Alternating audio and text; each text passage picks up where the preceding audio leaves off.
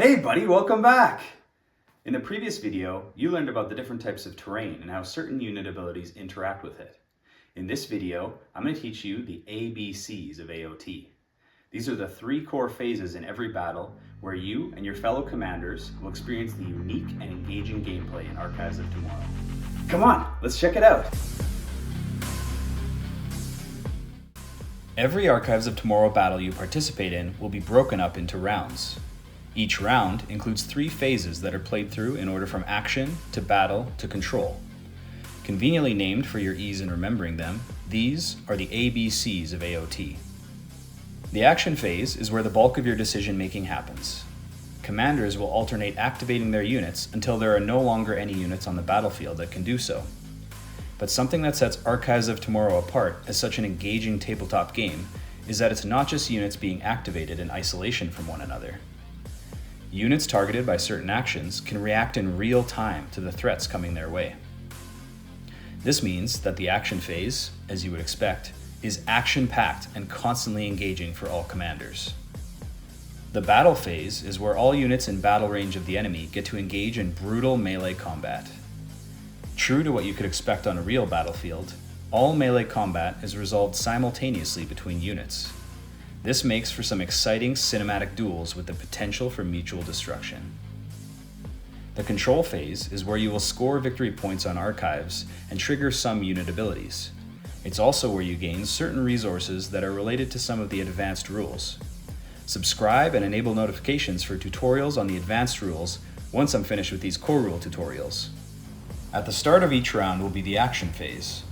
This phase is made up of actions, which are performed by an acting unit, and reactions, which are performed by a reacting unit. Commanders will alternate activating one unit at a time to perform an action until there are no longer any units able to perform an action on the battlefield. Each action may or may not trigger a reaction from your opponent. A unit can only perform one action per round and cannot perform an action in a round if it has already performed a reaction. This means that once a unit has acted or reacted in a round, it is no longer able to perform an action in that same round. However, units are not limited to the number of reactions they can perform in a round. It's also important to note that in all cases, a unit has the option to not react. This can be a desirable option to tactically preserve a unit's ability to perform an action later in that round. When it is your turn to activate a unit, you will have certain available options depending on the situation your selected unit is in. If your unit is not in battle range of any enemy units, it can choose to perform one of the following actions: to advance, to move and shoot, to move and charge, or to hold. Let's dive into the mechanics of each of these actions and what potential reactions they might trigger from your opponents. The advance action is valuable when you need to move a unit further than it otherwise would be able to with a basic move. After declaring an advance action, roll a d6. The acting unit can then be moved up to its speed spec plus the roll result in inches. For example, a unit with a speed spec of 6 rolls a 3 on the d6 after declaring an advance.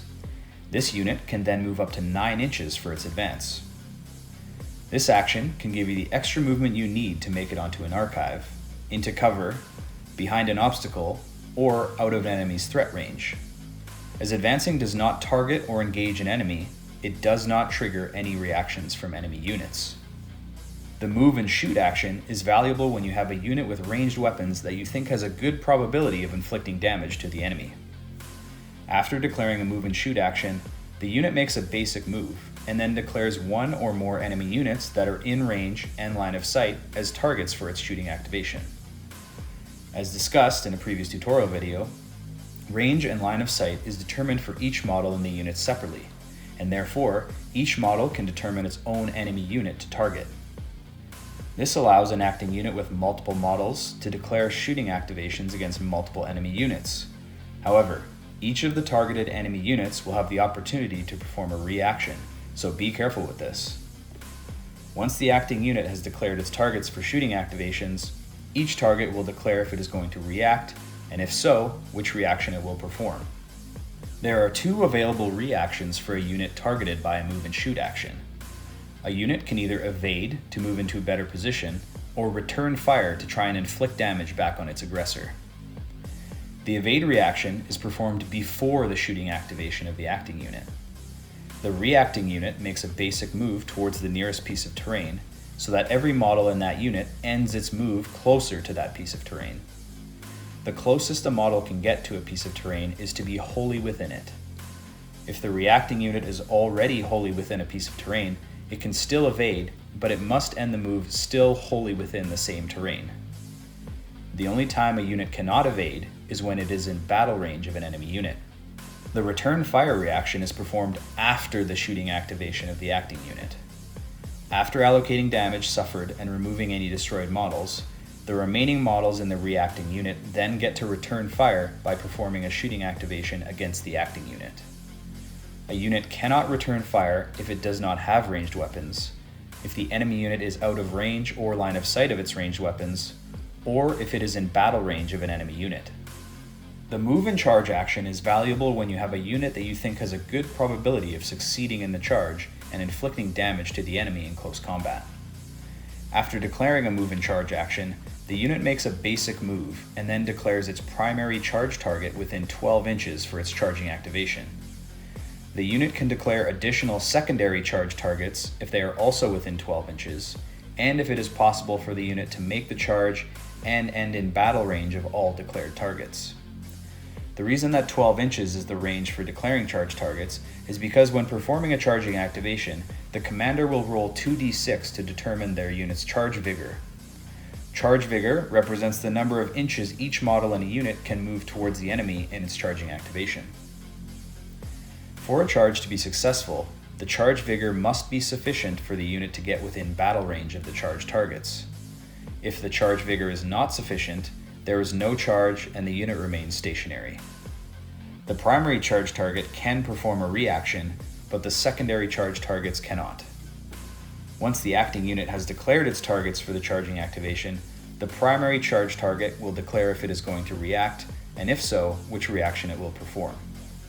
There are two available reactions for a unit targeted by a move and charge action.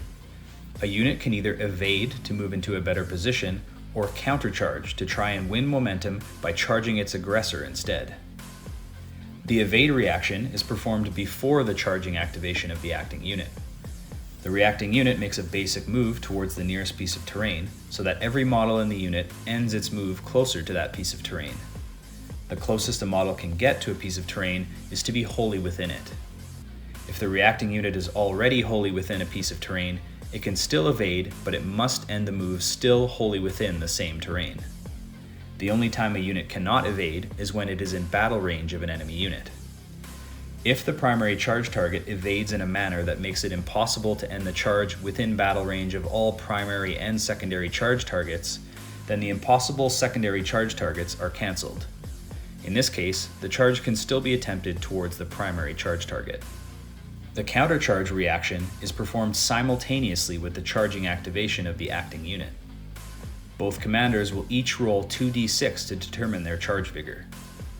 In a charge-countercharge interaction, the commander who rolls the higher charge vigor is the successful charger. In the case where the charge vigor of both commanders is equal, the acting unit is deemed the successful charger.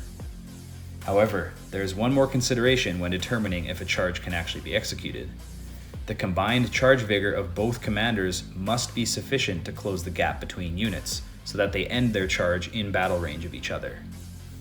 If charge vigor is sufficient, then the successful charger moves each model in the unit towards the primary charge target a number of inches equal to its charge vigor.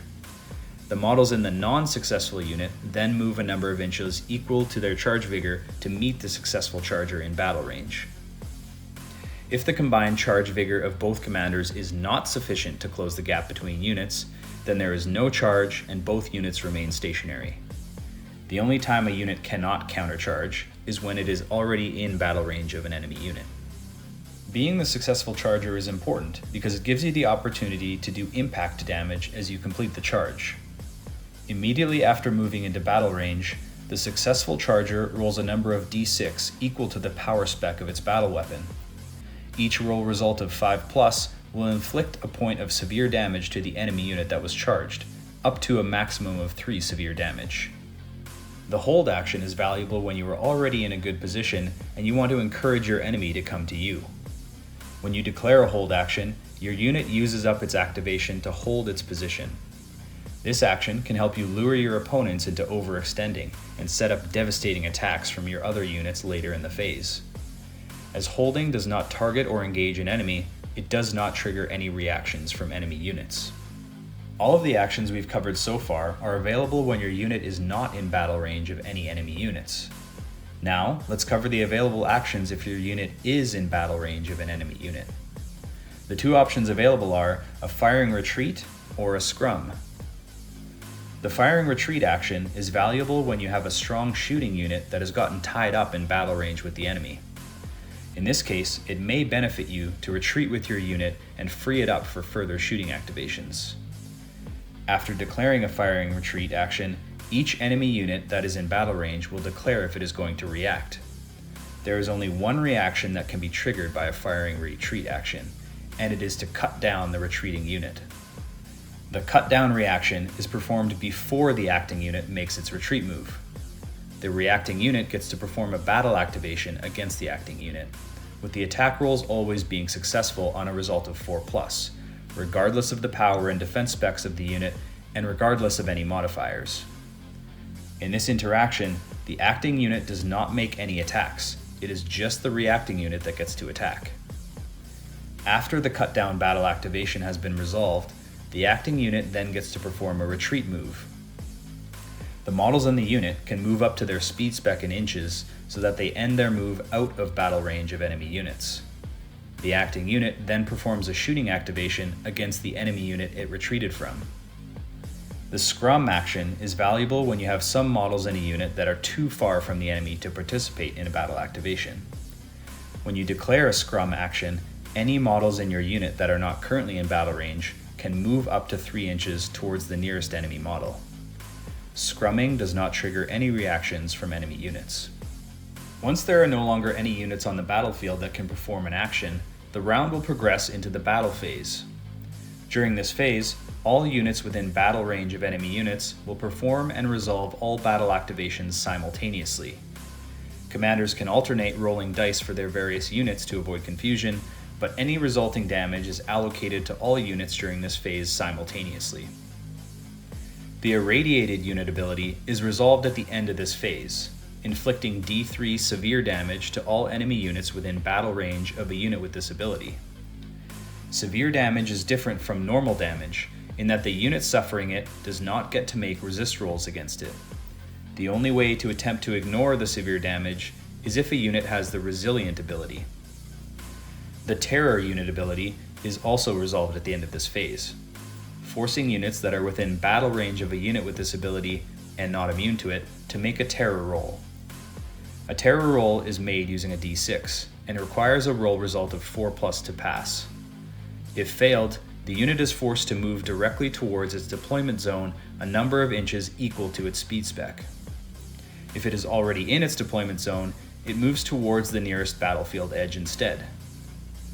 If this forced move causes any models to cross the edge of the battlefield, they are considered destroyed.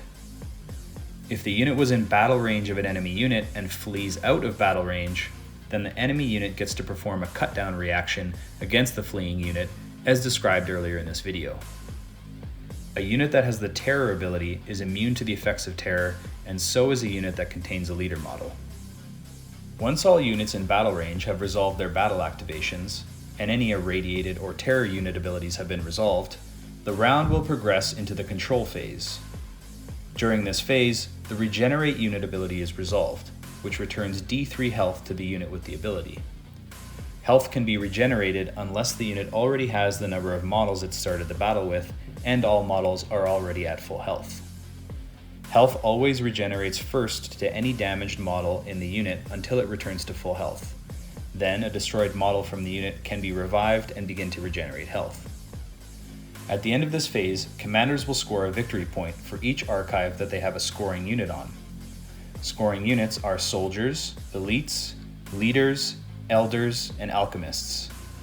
That means that dregs, abominations, transports, initiates, and assassins do not score victory points on archives. The end of the control phase marks the end of the round, and then the next round will begin with another action phase. Now you know the unique mechanics that make up the core of this game. Solidifying your understanding of the ABCs will help you make effective decisions while engaging in tactical warfare against your opponents, acting and reacting to one another in the chaos of battle. If you found this video helpful, please give it a thumbs up to help others find it as well, and subscribe to the channel to get notified as the next tutorial videos are released. To become a part of the growing Archives of Tomorrow community, join the official Discord channel, which is linked down in the description below. You can also support the game's continued development by subscribing to the Patreon, which will earn you a free digital copy of all future lore books, a discount on AOT products, such as the recently released Flesh and Metal narrative campaign, and a shout out on future videos. On that note, a huge thank you to the Harbingers of AOT. Your continued support means the world to me. That's it for now. See you next time, Commander.